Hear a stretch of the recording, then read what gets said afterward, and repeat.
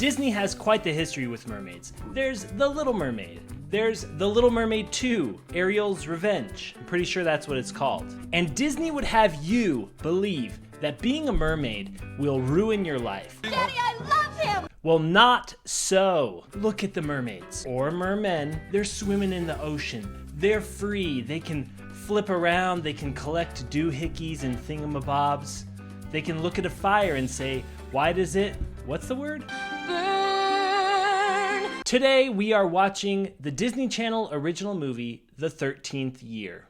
And though the biggest problem in this movie is a boy turning into a mermaid, I would argue it's the coolest thing that can possibly happen to a 13-year-old boy. This movie is clearly a metaphor for puberty, as our main character is turning 13, but instead of a bar mitzvah, he's having a gar mitzvah, like the fish.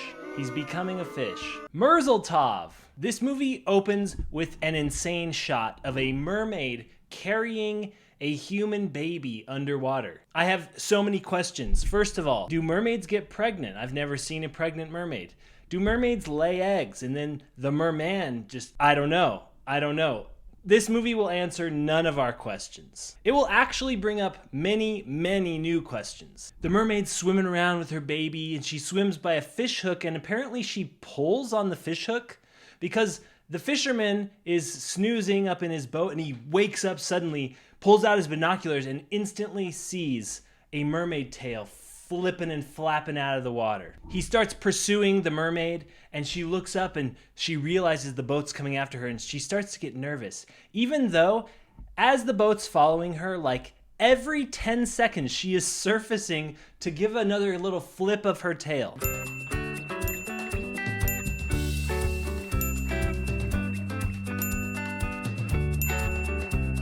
Which way is it, mermaid? Are you scared, or are you trying to taunt this fisherman? You can't have it both ways. You can't be a siren and a mermaid. You got to choose one. Eventually, she makes her way over to this buoy and this boat that's near it, like a party boat, and she puts her baby gingerly into the basket of the party boat, run by Dave Coulier and his wife. Because after she leaves the baby, she then just goes to taunt the fisherman some more, splishing and splashing and leading him to crash into a bunch of rocks. And then, rather than going back to get her baby that she just put down, she sort of swims out to sea a long ways and looks back sadly as Dave Coulier and his wife find the baby.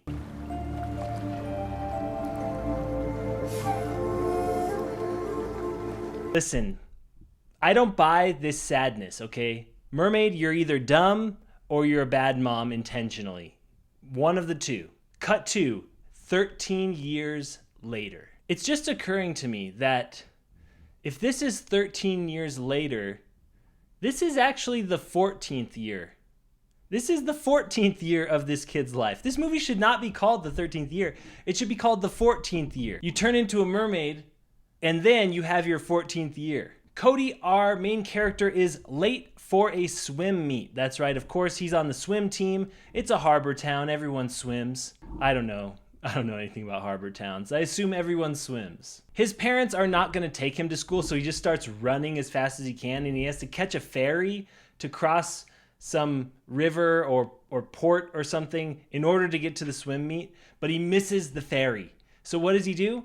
He just dives right into the water, full clothes on and everything. Shoes, he doesn't care. And he starts out swimming this ferry that has 50 yards on him, beats the ferry to the other side of this river by 100 yards. We're talking a football field here. How many yards is in a meter? It's a meter and a yard are really close. I know because of the sticks. It's 100 meters, you Europeans. So right away, we know this kid has swimming superpowers. He gets to the swim meet just in time. He changes, obviously. He dives into the water, but he gets second place in this race. How does he get second place? We just saw him superhuman swim a harbor, and he gets second place. I think that first place kid needs to get tested. And who's that first place kid?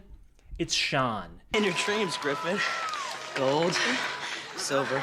That's where I thought I was gonna be. But hey, nice race anyway. He's set up to be the bully of this movie, But Cody's actually the bully of this movie. The Marlins, which is the high school mascot that he's on, they win the swim meet, and the coach says, The happiest day of my entire coaching life. if we're gonna segment our life like that, then these statements don't really mean much. This right here, this is the best sandwich of my eating life. This is the best moment of my driving life. The greatest moment in my entire 7 o'clock life. As the coach gives this speech, we're introduced to the biggest nerd in the movie, Jess. I think I'm gonna make it. Try to watch where you're going next time. Sorry, it's just that my hat. Well, my head is slightly smaller than the average, and, well, I'll watch where I'm going next time. Jess is just Squints from the movie The Sandlot.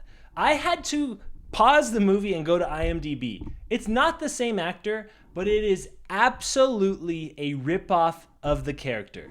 He's a nerd. He looks identical. He literally has a Wendy Peppercorn kissing revival moment in this movie. We'll get to it. We're gonna call him Squints. We find out Cody has this girlfriend. Her name is Sam. Most of these Disney Channel original movies, they're about like a nerd accepting themselves, or a weirdo accepting themselves, or a witch accepting themselves. But this one, no. It's about a bully jock who gets superpowers and becomes even cooler, even more of a jock, even more of a bully. Unusual choice, Disney. Oh yeah, and that crazy fisherman from the beginning that crashed his boat, that's Squint's dad, okay? And he's been stewing on that moment for the last 13 years. He like filled a whole warehouse with mermaid memorabilia. He's like a full-on mermaid conspiracy theorist, okay? Mermaids are like swimming off the flat earth into the moon landing. He definitely thinks that 9/11 was an inside mermaid job. He's got this big warehouse full of newspaper clippings. I tried to think of some conspiracy theory mermaid puns, but I couldn't come up with one. Please let me know in the comments if you come up with a good one. Later at Cody's 13th birthday, he cannot stop drinking water, and so he goes inside to get some more water, and Sam follows him inside, and she gives him a little gift. It's great, Sam. It's a wrapped picture of herself framed. There's more. But this one you don't have to open.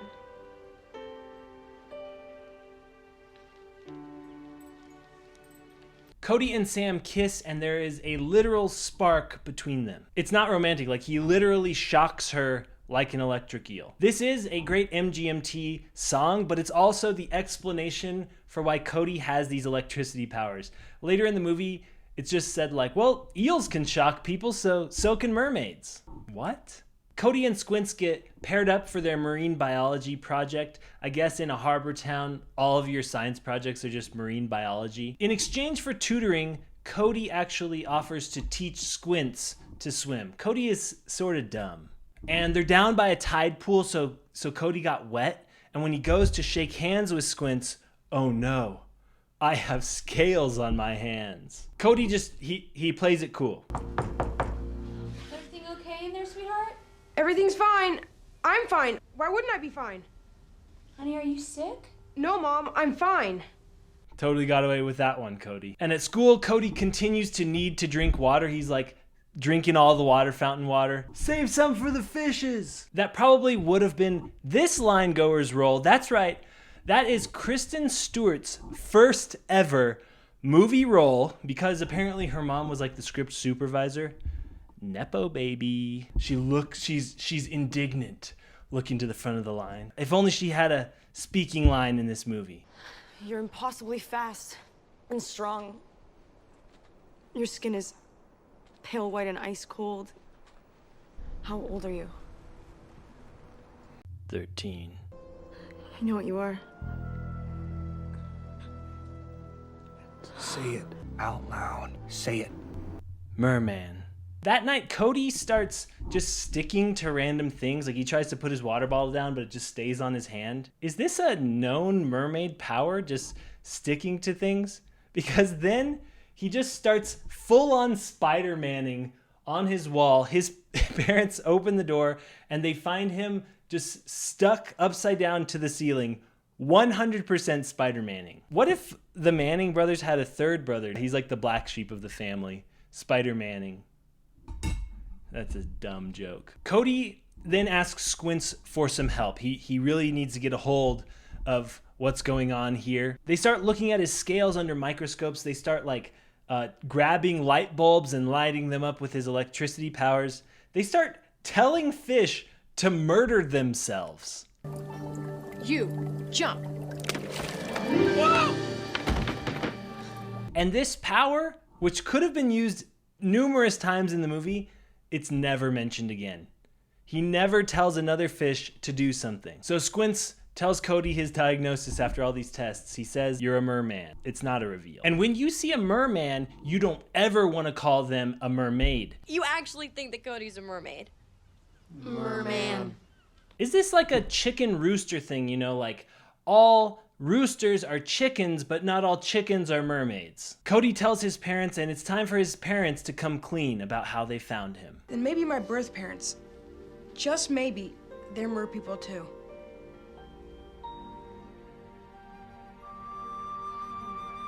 So you were in the middle of the ocean and somebody just put me on your boat? Yeah.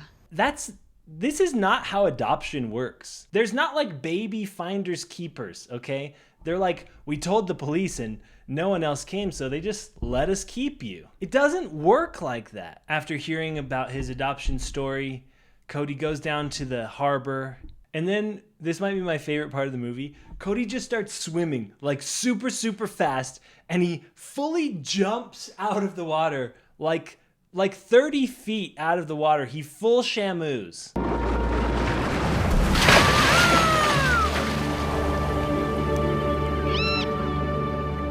And then after landing back in the water, he's just so overcome with joy, he just starts cheering for himself. He's like, yeah! Yeah! Yeah! Woohoo! But when he swims back to the shore, oh no.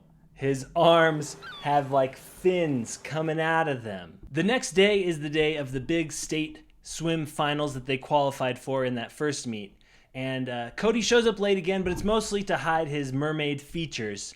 And Squint's dad shows up with binoculars because he suspects something mysterious is going on. So he's just watching Cody creepily through these binoculars. The race is on. Cody and Sean, his rival, they pull away from the crowd. Sean is definitely keeping up with Cody, who now is like full mermaided out with these fins and stuff. This kid is on steroids. Sean is absolutely on steroids. He's blood doping. He's Lance Armstronging. He's like in between races. He's injecting himself with more red blood cells. Something's going on here. But finally, Cody pulls away and he wins a state record, of course, because he's like literally a merman. And then he celebrates like he always celebrates.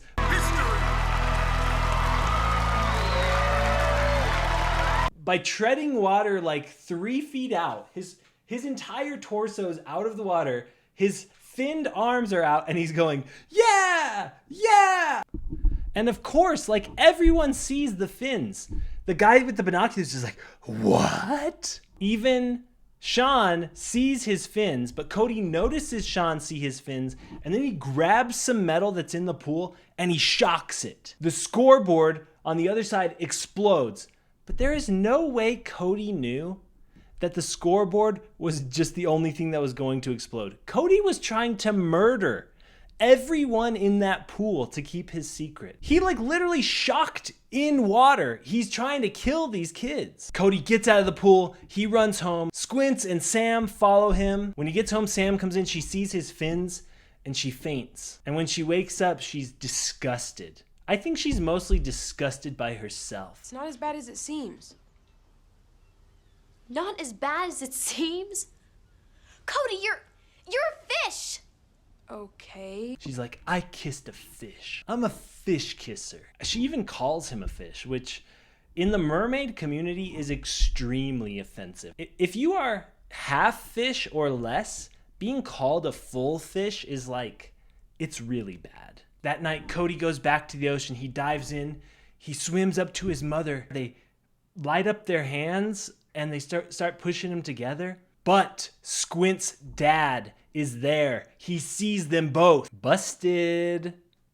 He was already busted. This is like the fourth busted. The next morning, Squint's dad fixes his boat with this like huge net in order to capture the mermaid. And Sam and Cody, they make out. I mean, they make up. They also make out. And then Cody, he senses his mom is out there in the harbor while he's kissing his girlfriend. It's sort of weird. But then he's like, meet my mom. And she like comes up and Sam waves. But when his mom comes up, the mystical flute now is just getting out of hand. Every time something's mentioned about a mermaid, it's like, and as they're waving at the mom, Cody then falls to the ground in pain and he's like, get my mom and dad. And he looks down and his foot is becoming a fin. Special effects budget all the way up in this movie. And just then he gets kidnapped by the fisherman. The big climax of the movie is coming. The fisherman has Cody in his boat. Cody's moaning. He's using Cody as bait to capture the mer woman. But Squints has snuck on board the boat too. Here's the stupid part. This fisherman clearly has a mermaid in his boat already. He's captured him. He's defenseless, but he doesn't care. He only wants the mermaid. The mermaid. This just makes me think like, where is Squint's mom? This guy, he murdered Squint's mom. Like he's gonna murder this mermaid. The mermaid, as we established, is an idiot. So she swims right up to the boat underneath the giant net and she's totally mouse-trapped. This is the second movie in a row where someone gets mouse-trapped, which I assume like Mousetrap the game in the 90s was pretty popular. So movie writers are like, let's just pull a mousetrap at the end here. Knock the ball in the rubber duck tub, which fits the man. In the pan, the trap is set. Here comes the net. Ouch! Mousetrap, I guarantee it's the craziest trap you'll ever see.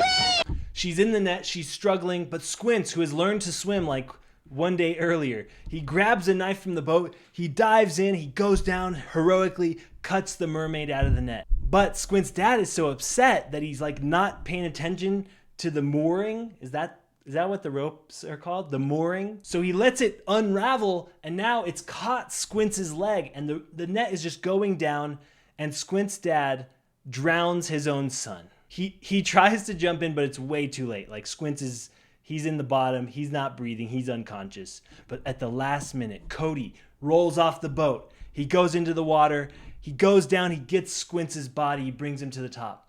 Just then Cody and Sam, the whole crew of the movie is all there on the dock. Cody's dead body there. They lower it down. They start doing CPR. Sam, Cody's girlfriend, is doing mouth to mouth. It's not working. So Cody decides to shock Squints. He doesn't know if this will work. He just starts shocking his dead body in front of everyone. Finally, on the third time, Squints wakes up. He has his Windy Peppercorn moment. He's like, was I just kissing your girlfriend? They've solved all their issues. Everyone forgets that this fisherman just captured this little boy.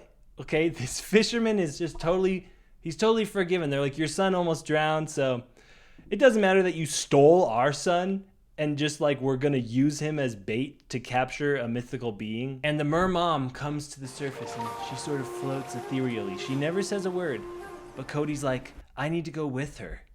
And his parents are like, what? This is a person we've never seen in our life. You are turning into a mermaid and you're just gonna swim out into the open ocean forever? And he's like, I'll be back after the summer. She just needs to show me the ropes of being a mermaid or whatever. And then another mystical flute comes in and Cody's mom's like,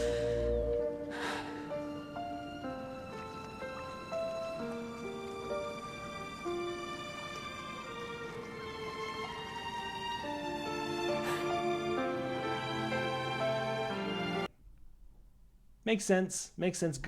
Go with this stranger who's actually your mom for months into the shark-infested unknown of the great deep sea. And Sam's like, just one request. Don't meet any mer girls while you're down there. And he's like, I won't.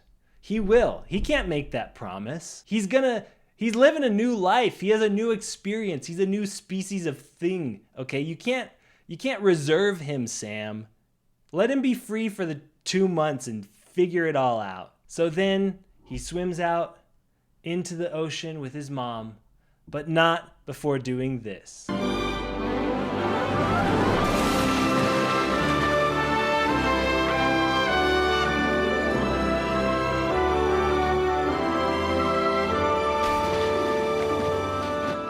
He's a full merman! Yeah! Yeah! Yeah! Check out my entire Disney Channel original playlist. Go watch another one. Subscribe. We'll see you soon.